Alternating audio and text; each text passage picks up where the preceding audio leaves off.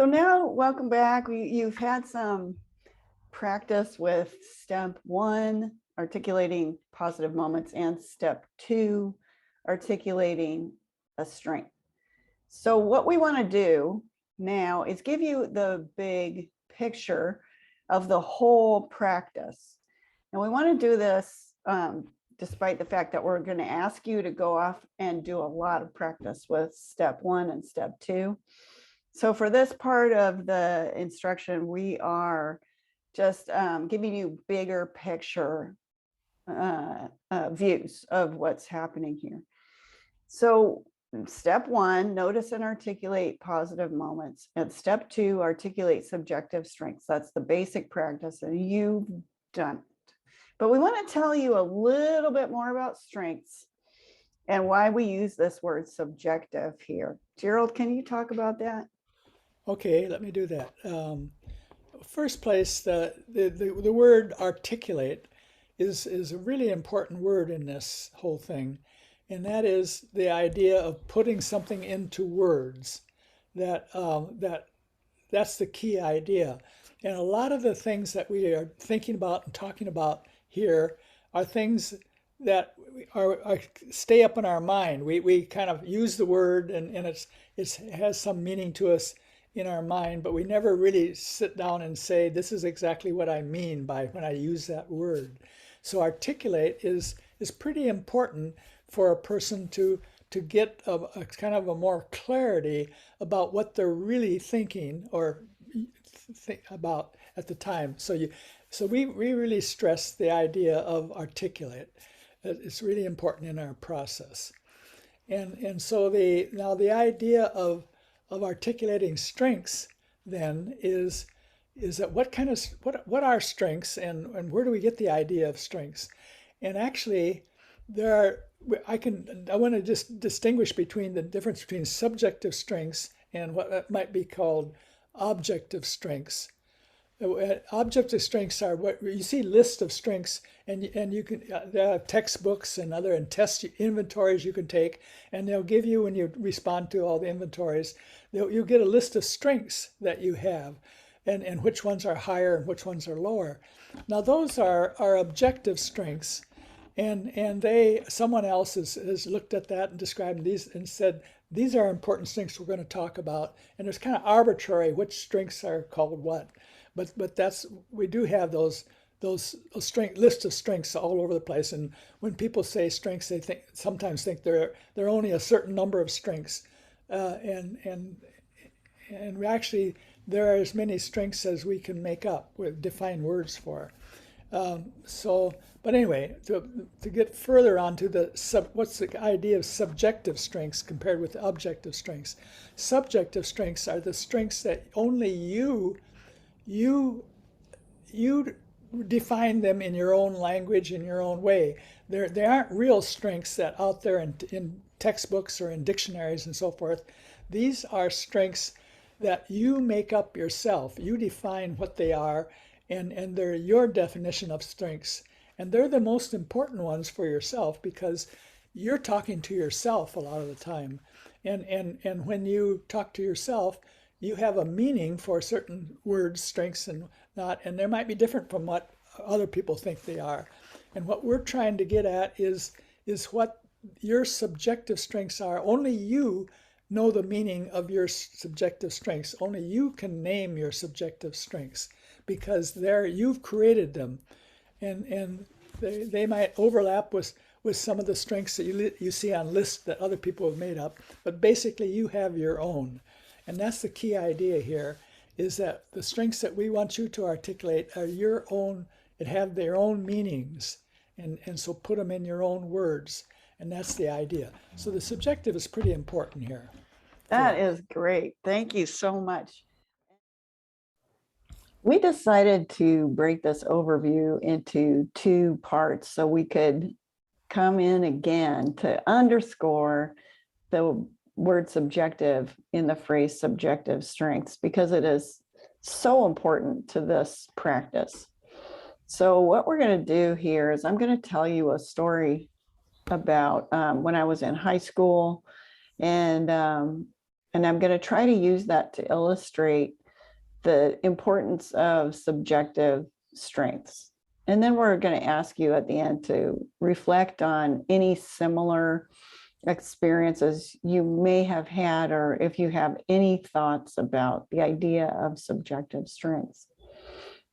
So this story took place in high school, and I was a sophomore or junior, and I was in a science class that I liked a lot, and I got an assignment related to local plants to identify local plants and to preserve them and create a presentation with their identifying information.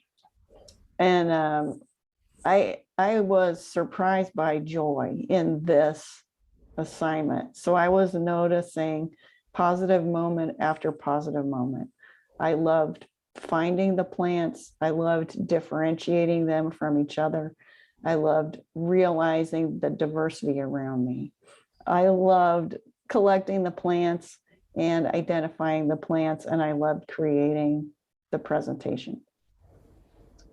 So when so all of that, all of those positive moments were in our program suggesting that I had subjective strengths that were active, but I didn't know that at the time.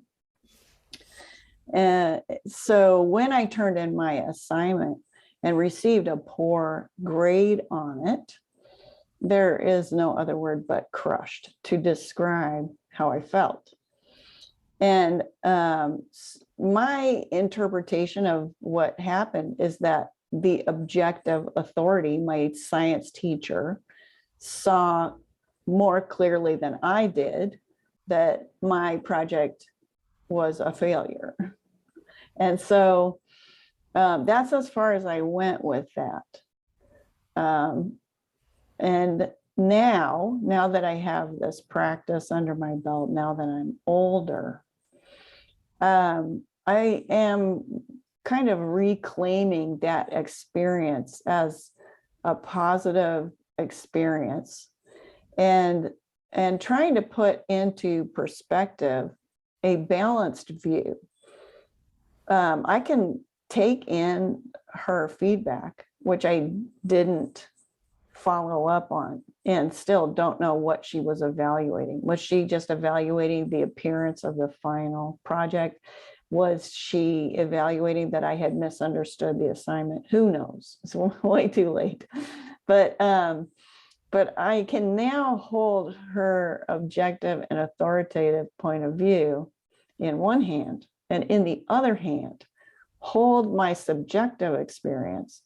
And I can feel confident that all of those positive moments were indicative of me doing things passionately, with great interest, with great care, and that there were, in fact, subjective strengths expressed there that her authoritative, objective point of view cannot negate.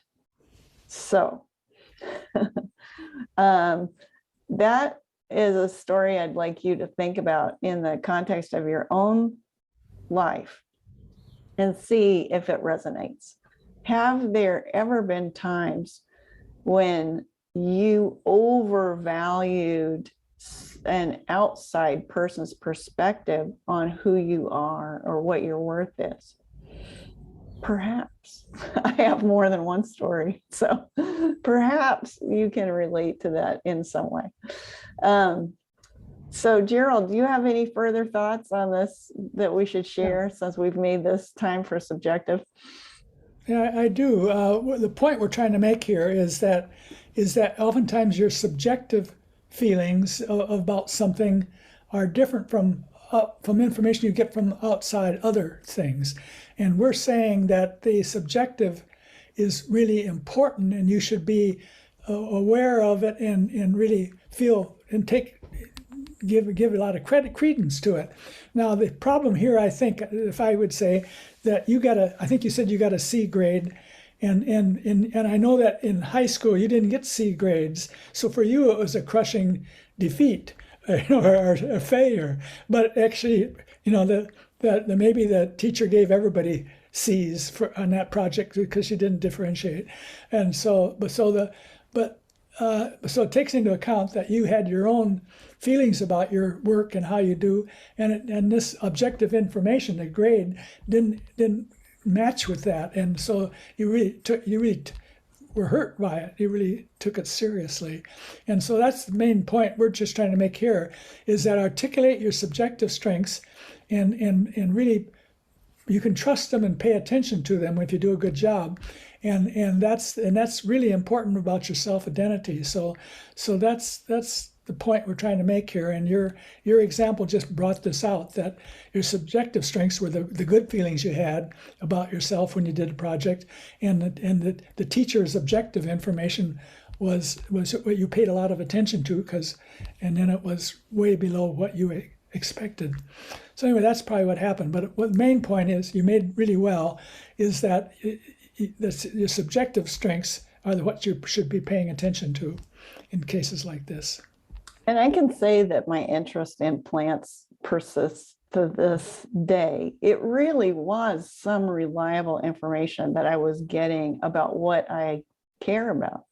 So, all right. So we hope you will take a moment and write about your thoughts about this topic. This is a really central piece of our program. Okay, anything else? Nope, that's it. All right, excellent.